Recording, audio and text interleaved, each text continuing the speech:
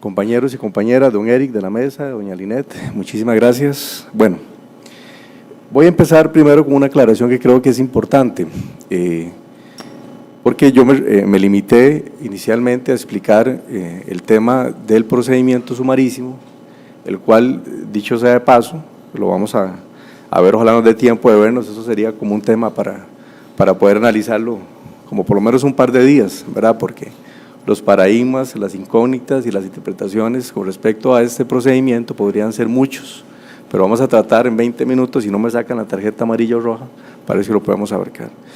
Pero antes de tiempo quisiera primero pedirles disculpas, pero quiero leer el artículo 540 para aclarar una situación. Voy a leerlo porque en la presentación no lo incluí.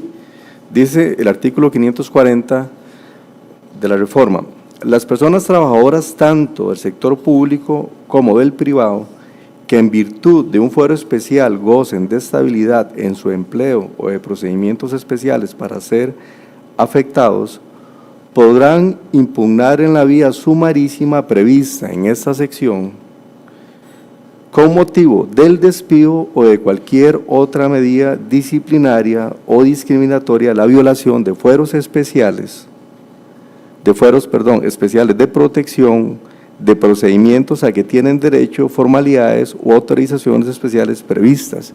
Y después viene una lista taxativa y luego un último párrafo apertus, para mi concepto, de quiénes son las personas trabajadoras tanto del sector público como del sector privado que eventualmente, ante lo que ya dice la norma, podrán acudir al proceso sumarísimo. Y bueno, el último párrafo dice: también podrán impugnarse en la vía sumarísima prevista en esta sección los casos de discriminación por cualquier causa en contra de los trabajadores o trabajadoras que tengan lugar en el trabajo o con ocasión de él. Ya después ustedes verán la lista. Bueno, yo sé que ya la han estudiado muchísimo.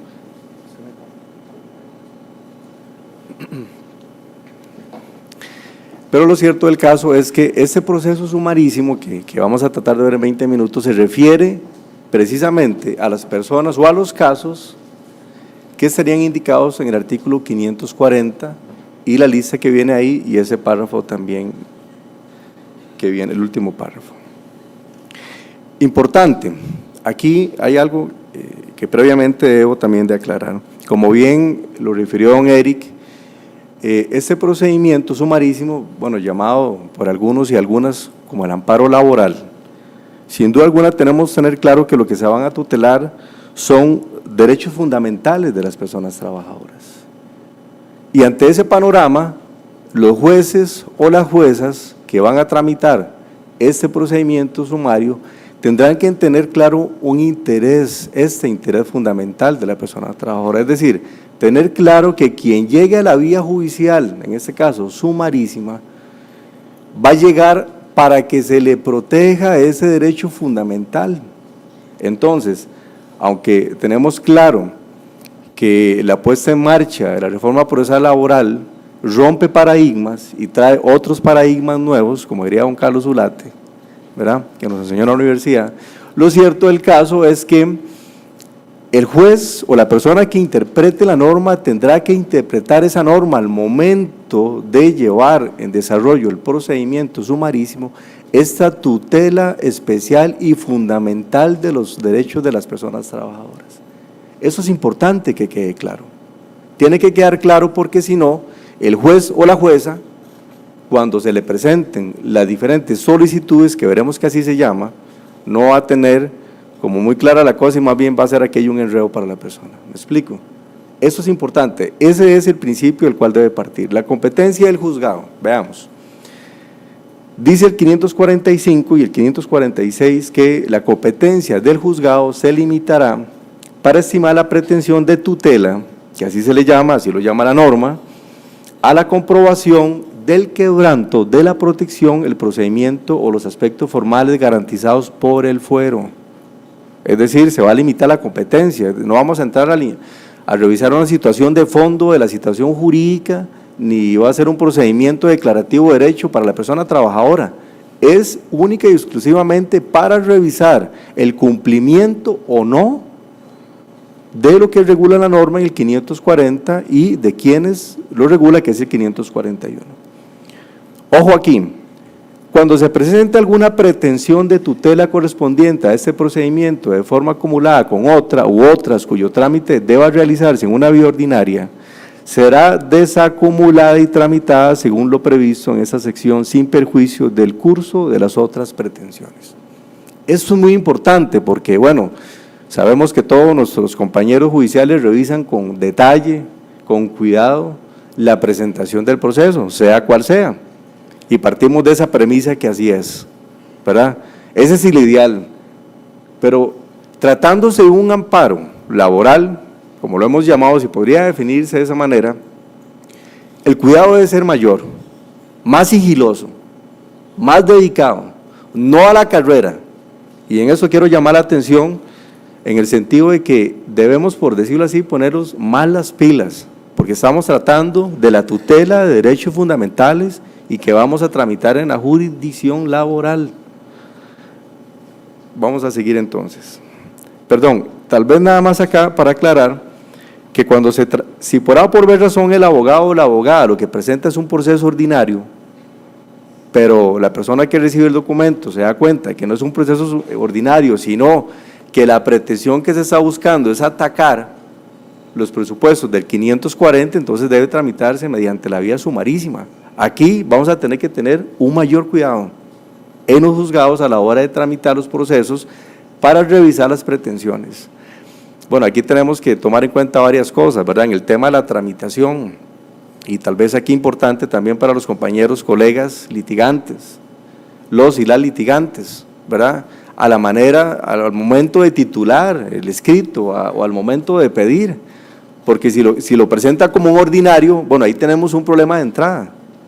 Entonces también eso es importante, ¿verdad? Ese es un barco que tenemos que jalar parejo todas y todos.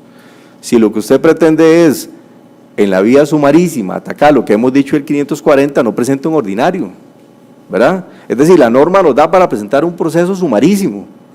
Entonces, si el abogado litigante o la abogada litigante presenta un proceso ordinario, posiblemente le pone proceso ordinario, pero la pretensión es de un proceso sumarísimo, ahí tenemos un problema.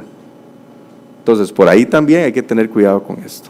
Si presenta un ordinario y el juez o la jueza se da cuenta que la pretensión es de un proceso sumarísimo, entonces tenemos que separarlo y tenemos que darle la tramitación de un proceso sumarísimo para, en este caso, resguardar, ¿verdad?, el derecho fundamental que se pretende tutelar a través de esta vía sumarísima.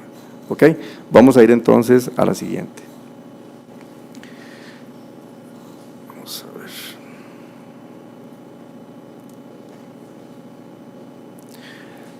La tutela, una vez otorgada en sentencia firme, producirá la conclusión del proceso ordinario cuando se produzca una falta de interés. En este supuesto se dará por concluido el proceso total o parcialmente según proceda sin sanción de cosas. Cuando se presenta como un proceso ordinario y hay que separarlo y finaliza el proceso sumarísimo, entonces, bueno, una vez terminado el proceso sumarísimo, el proceso ordinario deja de ser, si esa es la pretensión del proceso ordinario. Entonces, bueno, tendríamos que dar finalizada en este caso por falta de interés. Esa competencia tendría que revisar el juez o la jueza al inicio.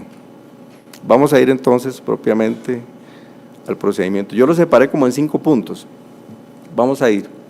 El 542 dice que lo que debe presentarse es una solicitud de tutela. Ojo, no es una demanda. Tiene todas las características de la demanda, pero se llama solicitud de tutela. Así lo quiso titular, por decirlo de alguna manera, el legislador. Esto nos dice a nosotros que ya de por sí el legislador, desde el principio, nos llama a que tengamos en la mente que este procedimiento no es la demanda del procedimiento ordinario, aunque ahora vamos a ver una situación interesante con el tema de los requisitos, con la admisibilidad y el archivo en este caso. Pero lo cierto del caso es que es una solicitud de tutela. Ante el juzgado de trabajo competente se presenta, mientras que subsistan las medidas o los efectos que provocan la violación contra el cual se reclama. La aplicación de tutela por violación del debido proceso, en el caso de despido, se regirá por el plazo de prescripción de 6 meses. Ojo aquí, esa prescripción de los 6 meses no tiene nada que ver con la prescripción del año para la solicitud de pretensiones laborales. Lo que está diciendo es que prescriben el 6 meses cuando se está en esa situación para presentar en la vía sumarísima esta solicitud de tutela. Eso es importante para que no hayan confusiones. La firma del solicitante no requiere ser autenticada por la de un profesional o una profesional en derecho. Si la persona interesada presenta personalmente el respectivo libro, pero si fuera necesario debatir en audiencia, debe contarse con patrocinio letrado. Vamos a ver cómo se come esto. Si el documento lo presenta la persona, no tiene que ir autenticada por un abogado, si se presenta al despacho. Pero vamos a ver después que si hay audiencia oral para la recepción de pruebas, no solamente documental, sino otro tipo de pruebas, ¿verdad?, las que hablaba ahora compañero Jorge Olazo, entonces obligatoriamente, ¿verdad?, cuando se está, en este caso, el 453 y el 454, obligatoriamente la defensa pública tendrá que dar acompañamiento.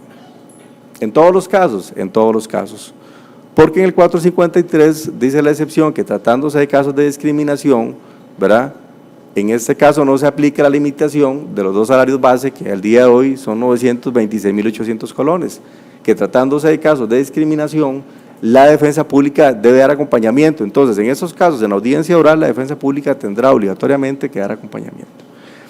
La petición deberá cumplir en lo pertinente los requisitos señalados para la demanda, salvo el que se refiere al agotamiento de la vía administrativa, e incluye el nombre de la persona, institución, el órgano, el departamento, la oficina que se atribuye a la arbitraría. Aquí hay un tema interesante. En las normas del procedimiento sumarísimo no explica el legislador, bueno, ¿qué pasa si no cumple con esos requisitos del 495, que son los requisitos de la demanda ordinaria? ¿Qué pasa? Bueno, primero que tiene que cumplir con todos los requisitos y después, si no los cumple, se declara inadmisible y se archiva la solicitud de tutela. ¿Puedo volver a presentarlo? Sí, claro, por supuesto. Pero bueno, eso podría atrasar el tema. En el caso de discriminación del artículo 409, además de los requisitos del 495, también debe de describir el sustento fáctico en cuanto a esa discriminación. Es un requisito más tratándose en el caso de discriminación. Como un punto número 2, entonces vamos a entrar a la resolución de traslado de la solicitud de tutela 543, es el artículo que lo regula. El juzgado sustanciará el procedimiento sin pérdida de tiempo. Pérdida de tiempo es como para ayer, ¿verdad? Es decir, el juez o la jueza tendrá como que madrugar inclusive, es decir, es una cosa así, como rápida, veloz, no pierda tiempo en otras cosas, deje todo lo que tenga a la par, incluso dice la norma, posponiendo cualquier asunto de diversa naturaleza que se tramite en el despacho, es decir, deje todo votado y tramite esto. Eso es lo que dice el legislador, eso es lo que quiso, eso es lo que dice la norma. Tiene que darle prioridad, es un derecho fundamental. Dice que esta resolución deberá dictarse en el máximo de 24 horas. El procedimiento sumarísimo durará un poquito más de un mes. Yo quisiera que fuera menos, pero don Eri decía que un mes, pero es un poquito más de un mes, porque aquí ya llevamos un día y vamos a ver que entonces va a ser después de un mes, en algunos casos. En 24 horas debe dictarse la resolución. Si no se cumple con los requisitos, se pide que se subsanen. Claro que puede pedirse. La norma no establece el procedimiento, el código no establece un plazo, pero bueno, podremos aplicarlo a las mismas 24 horas, ¿verdad? Si el juez o la jueza está obligado en dictar la resolución en 24 horas, bueno, le pedimos que se subsane en 24 horas para darle trámite y no declarar inadmisible de prima facie, ¿verdad? Contenido de la resolución. Aquí tenemos que hacer una división necesariamente, porque hablamos del sector privado y el sector público. El 543 dice que tratándose del sector público, solicitará informe a la persona a quien en funciones de dirección o administración, en los términos del artículo 5 del Código de Trabajo, se le atribuye la conducta ilegal. Es decir, aquellos que el Código define como parte empleadora. Será un informe detallado acerca de los hechos que motivan la acción, el cual deberá rendirse bajo juramento dentro de los 5 días, y ahí llevamos un día más otros 6, ¿verdad? Y si pide se subsanen, digamos 7 días. Siguientes a la notificación acompañado de copia de los documentos que sean de interés de la parte. Si la solicitud versa sobre aplicación de tutela por violación al debido proceso, el empleador o la parte empleadora debe de presentar copia certificada del expediente correspondiente en el mismo plazo sin costo para la parte demandante, ¿verdad? Es decir, dentro de los 5 días. Se advertirá que la notificación surte efecto, emplazamiento para la parte empleadora y que ésta puede hacer valer sus derechos en el proceso dentro del plazo indicado por medio de su representante legítimo. Sector público, en el mismo 543, solicitará informe a la institución, la autoridad o los órganos públicos o a la persona accionada un informe detallado acerca de los hechos que motivan la acción, el cual deberá rendirse bajo juramento dentro de los 5 días siguientes. Es decir, el mismo plazo para la empresa privada, por supuesto. Dice que cuando la acción verse sobre actos de las administraciones públicas, hay que traer a la Procuraduría, ¿verdad?, al proceso. Aunque no se solicite, es decir, de oficio, siempre igual dentro de los 5 días. Eso todo dentro de la misma resolución, sin duda alguna. Deberá presentar también los documentos que sean de interés para la parte, una copia certificada del expediente administrativo o el cual del debido proceso cuando solicitud versa sobre aplicación de la tutela por violación del debido proceso. Es una obligación procesal y lo vamos a ver después por qué. Este es un tema interesantísimo, que es la medida cautelar de la que hablaba anteriormente Eric. La norma del 543 le da, por decirlo de alguna manera, un poder muy importante al juez o a la jueza. Actuaciones sobre resultados lesivos, lo que uno tal vez podría entender cuando se está en alguno de los presupuestos del 540 y se quiere evitar un daño irreparable para la persona trabajadora. Entonces, dentro del proceso sumarísimo, el abogado o la abogada, ya me sacaron tarjeta amarilla aquí, el abogado o la abogada, dice, en la misma resolución se podrá disponer la suspensión de los efectos del acto y la parte accionante quedará repuesta provisionalmente a su situación previa al acto impugnado. Esa medida se ejecutará de inmediato sin necesidad de garantía. Es decir, eso es una medida cautelar, rapidísima. Es decir, solicitada la medida cautelar, inmediatamente, dice, si de los autos se desprende, el juez o la jueza suspende inmediatamente el acto y lo restituye en el puesto a la persona trabajadora, para evitar ¿qué? Un daño irreparable. Dice que se ejecuta de inmediato. Pero aquí hay una situación importante. Esta medida cautelar, que no la define así la norma, pero es una medida cautelar, se puede revisar, se puede modificar a instancia de parte accionada, hecha mediante la interposición, en este caso el recurso de revocatoria, que no lo dice tampoco el 543, pero ese sería el recurso porque este es un auto debidamente fundado, entonces cabría el recurso de revocatoria, y el de apelación, el 583, inciso 10, por razones de conveniencia o interés público, porque valorada la situación de forma provisional se estime que existen evidencias excluyentes de discriminación sin perjuicio de lo que se resuelva sobre el fondo. Eso es lo que tendría que tomar el juez para resolver o la jueza. ¿Por qué el de apelación? No lo dice la norma, pero como es una medida cautelar y de acuerdo con el 583, inciso 10, cuando se rechace o se deniegue o se modifique una medida cautelar, tiene el recurso de apelación. ¿Ante quién? Ante el Tribunal de Apelaciones. ¿Verdad? Específicamente ese tema, la medida cautelar, es muy importante tenerlo claro. Notificaciones, dice que medios autorizados por la ley, la propia parte interesada siempre que lo haga con el respaldo de la autoridad administrativa del Ministerio de Trabajo y Seguridad Social o de la Policía, la que tendrá la obligación de asistirla de forma inmediata, sin costo alguno y dejar constancia de su intervención. Los juzgados de trabajo también, obviamente a través de sus funcionarios y funcionarias judiciales. Un punto 3, ¿qué pasa cuando no hay oposición?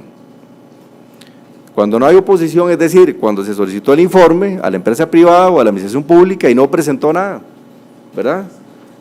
Dice, no se aporta el informe en tiempo señalado y no se produce oposición de la parte demandada. ¿Qué sucede? O no se aporta la certificación del expediente, el debido proceso cuando fuese necesario. Se declara con lugar la acción, ¿verdad? Es una sanción procesal, porque la parte demandada no presentó ni el informe, ni tampoco se apersonó, no presentó nada. Hay una sanción procesal. Bueno, declarar con lugar. ¿Qué declara con lugar? La tutela que se pidió dentro del proceso sumarísimo.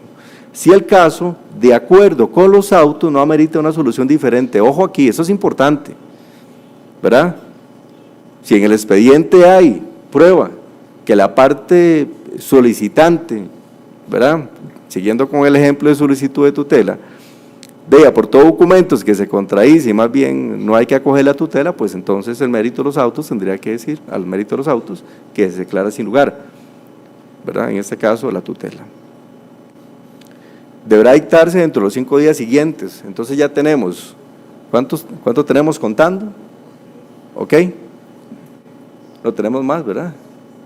22, ok, tenemos 22. Deberá dictarse dentro de los 5 días siguientes. Entonces ya vamos contando con más días ahí. Con oposición, ¿qué pasa cuando hay oposición? En el 544 se rinde el informe y se pone por 3 días en conocimiento a la parte, en este caso, a la parte promovente. Ahí hay que sumarle 3 días más. En caso de evacuar prueba no documental, testimonial y todas las demás pruebas que se pueden admitir en este proceso, ¿cuáles? Las que la parte ofrezca, las partes ofrezcan y el juez o jueza considere que es necesaria para resolver el tema. Aquí siempre partiendo del principio inicial, es un proceso sumarísimo, eso no lo podemos convertir en un proceso ordinario, porque estamos tutelando un derecho fundamental. Entonces, ojo aquí a los compañeros y a las compañeras, ¿verdad? Es decir, yo puedo ofrecer toda la prueba que quiera, pero el juez deberá valorar o la jueza deberá valorar, ¿verdad? Y dentro de un mes deberá de, en este caso, señalar audiencia oral. Entonces ya no tenemos solo un mes, ya tenemos más. Cuando sea necesario señalar audiencia oral, que estoy casi seguro que en la mayoría se van a hacer, ¿verdad? Entonces vamos a contar un mes más ahí. Recibidas las pruebas, el juez o la jueza deliberará y dictará la parte dispositiva de inmediato, de forma oral, debiendo señalar hora y fecha dentro de los 5 días, hay que sumarle esos 5 días más, ¿verdad? Para incorporar el fallo integral. Eso en concordancia con el artículo 518, inciso 4 del mismo código. Esto no lo dice el 544, pero hay que aplicar la norma para el dictado del fallo, ¿verdad? Un cuarto punto, sentencia favorable y ya casi termino. Se decretará la nulidad que corresponda, cuando hay sentencia favorable, se decreta la nulidad que corresponda, es decir, la de la tutela pedida en este caso, y se le repondrá a la situación jurídica anterior, situación previa al acto que dio origen, en este caso a la nulidad, a la afectación de la persona, a la afectación del derecho fundamental, y se condenará a la parte empleadora a pagar los daños y perjuicios causados. Dice que también, si los efectos del acto no se hubieran suspendido, se ordenará la respectiva reinstalación con el pago de los salarios caídos, porque ya recordamos que si se acoge la medida cautelar, ¿verdad?, la persona se reinstala de una vez y en el fondo se resuelve, entonces obviamente no hay que pagar, en este caso, salarios caídos, ni ordenar la reinstalación. ¿Por qué? Porque ya está reinstalada previamente de manera cautelar, ¿verdad?, como una medida cautelar. La sentencia estimatoria, en esos casos, no prejuzga el contenido sustancial o material de la conducta del demandado, cuando la tutela se refiere únicamente a derechos sobre un procedimiento, requisito, formalidad. ¿Qué significa eso? Esto obviamente no es un proceso declarativo de derecho, ¿verdad? Es un proceso sumarísimo, que tiene una tutela especial de un derecho fundamental, de los derechos de la persona trabajadora, entonces no prejuzga el contenido sustancial de la relación laboral. Aquí no vamos a revisar preaviso, ni cesantía, ni nada de eso, solo la situación, en este caso, que pretende ampararse a través de esa solicitud de tutela. Punto 5, sentencia no favorable. Si la acción se desestima y los efectos del acto hubieran sido detenidos, su ejecución podrá llevarse a cabo de una vez firme el pronunciamiento denegatorio, sin necesidad de ninguna autorización expresa en ese sentido.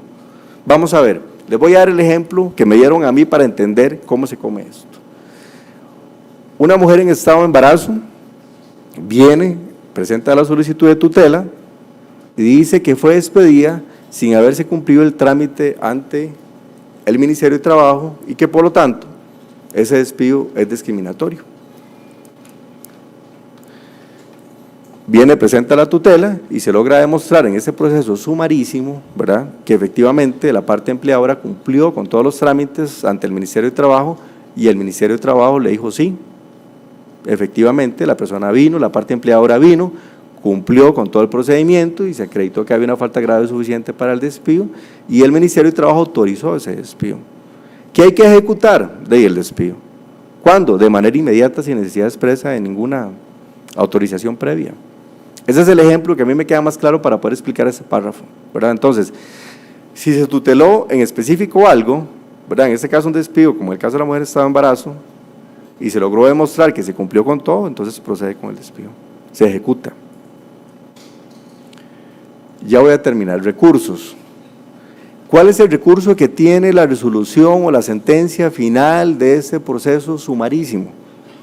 Dice, vamos a tener mucho trabajo en la sala, muchísimo. Estamos viendo así, pedimos como 50 letrados más, pero no creo que nos den plata para eso. De acuerdo con la reforma, dice el artículo 55, que es reformado, dice que cabe el recurso de casación ante la Sala Segunda de la Corte Suprema de Justicia. ¿Verdad? Eso es lo que cabe, el recurso de casación ante la Sala. Esta foto hay equidad de género porque hay igual hombres y mujeres, es más, incluso hay más una mujer por aquello. Yo quisiera, ojalá, como a manera de reflexión, que cuando terminemos y esté en vigencia la reforma procesal laboral, todas y todos terminemos así, sonriendo. Muchísimas gracias.